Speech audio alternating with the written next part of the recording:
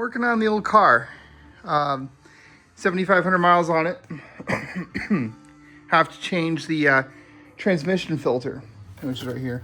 So videotaping this for documentation. This is a genuine GM filter, way overpriced at $100 and some odd dollars. Comes with new one-time use screws.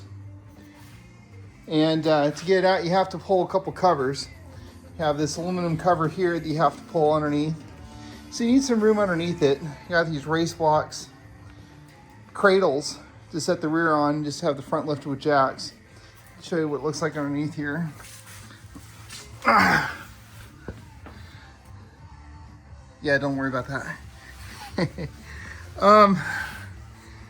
So we have transmission pan up here. This is the cover for the filter. Take those 4 bolts out, twist this, pull it out. It'll leak a little bit, clean it up. We're down here, let's take a look at the car some. Get my light. Axle shaft,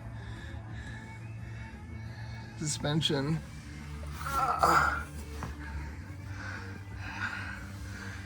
Is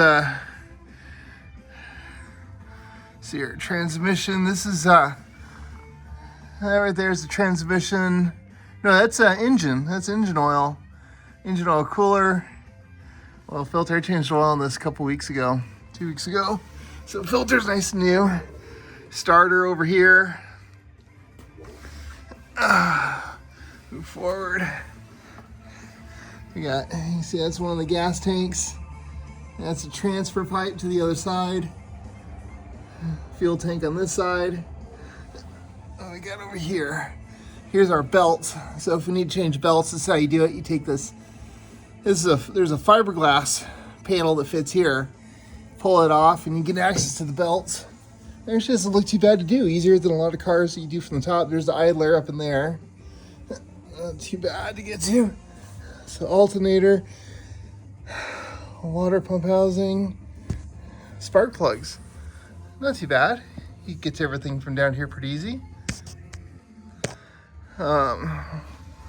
See this side. Here's the that's the AC compressor. Not too bad to get to. Accumulator. More spark plugs on the side. Looks like high pressure fuel line. That's the let's see here. Engine oil drain plug here. And the oil filter. And you can see that's the if you were to have a rear main bearing leak, it would come out those 2 little holes there. Luckily, it's dry. So is everything else. 7,500 miles on the car. No leaks anywhere. Everything looks great. So I'll pull that filter, change it real quick, and put it back together.